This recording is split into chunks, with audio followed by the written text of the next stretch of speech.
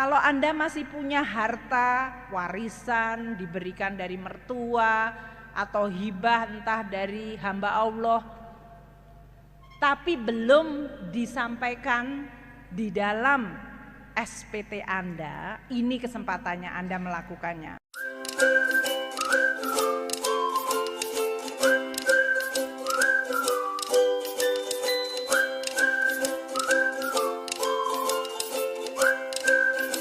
Bagian ketiga, program pengungkapan sukarela. Ini yang sering ditanyakan. Banyak masyarakat kita yang waktu tax amnesty tahun 2016-2017 itu belum ikut atau belum menyampaikan seluruh kewajibannya. Masih ada yang belum disampaikan. Ini kita memberikan kesempatan 6 bulan, 1 Januari sampai dengan 30 Juni tahun depan 2022. Kalau Anda masih punya harta warisan diberikan dari mertua atau hibah entah dari hamba Allah, tapi belum disampaikan di dalam SPT Anda, ini kesempatannya Anda melakukannya.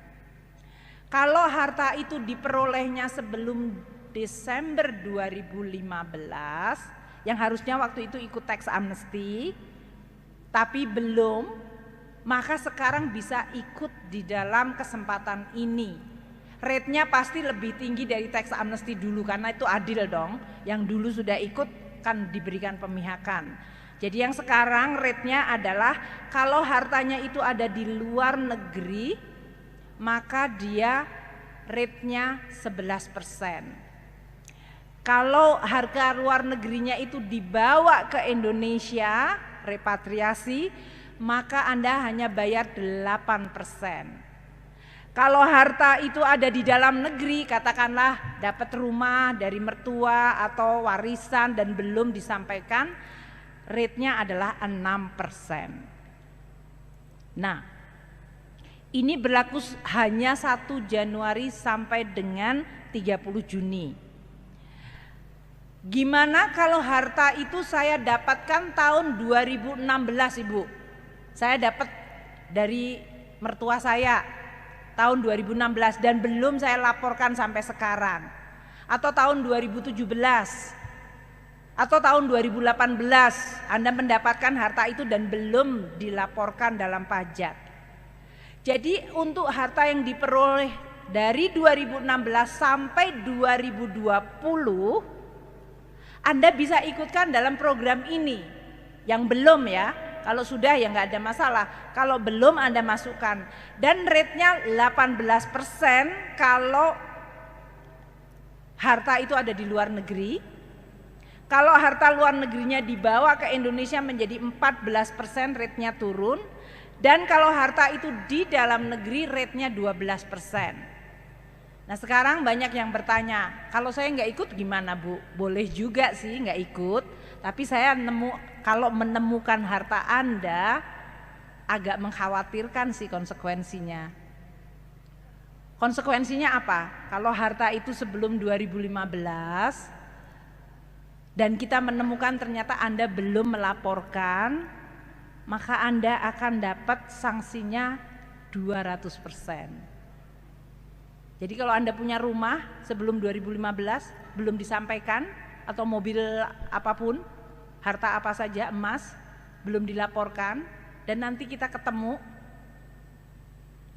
Anda harus bayar 2 kali dari harta tersebut. Capek dong. Jadi mendingan ikut aja sekarang.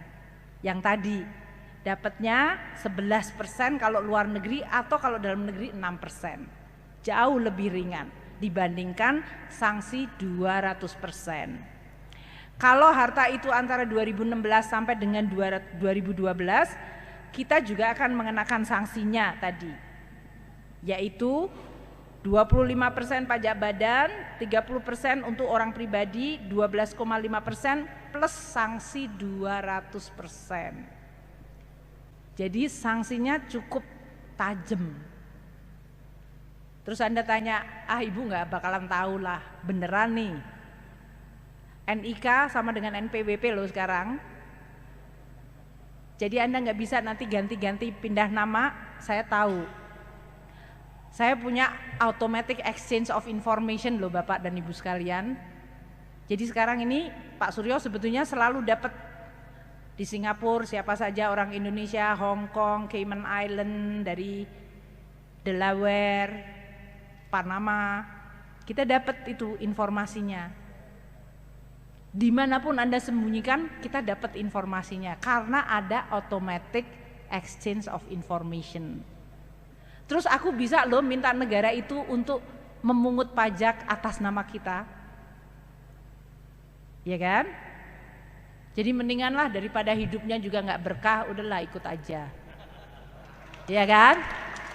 Daripada nggak berkah dan kemungkinan 200%, mendingan ikut aja, udah diberikan kesempatan. Dan ini hanya 6 bulan ya Bapak dan Ibu sekalian, tarifnya sama 6 bulan. Jadi kalau Anda masih 1 Januari baru ngumpulin suratnya, ya nggak apa-apa, bisa ikut Februari, Maret, April, atau Mei, atau Juni. Tapi jangan nunggu sampai hari terakhir, tobatnya itu tobat yang sudah di ujung tinggal 2 menit sebelum tutup. Itu merepotkan semua orang nanti. Tapi memang kadang-kadang manusia suka tobatnya itu last minute itu. Tapi kita akan coba, makanya sosialisasi ini tujuannya supaya sebaiknya sih lebih mudah, lebih awal. Supaya kita juga bisa membantu secara baik. Kemudian kalau harta itu ditanamkan pada surat berharga atau investasi di bidang renewable, di bidang hilirisasi, maka Anda bisa dapat insentif. Tadi potongannya lebih kecil lagi.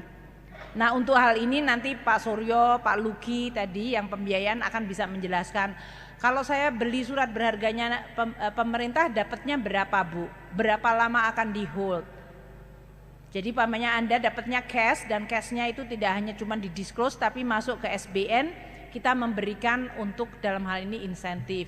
Ada jangka waktu lamanya Anda harus pegang surat berharga itu dan rate of return-nya berapa. Jadi Anda juga bukannya masuk SBN kemudian tidak mendapatkan rate of return atau pendapatan. Itu yang nanti akan disampaikan.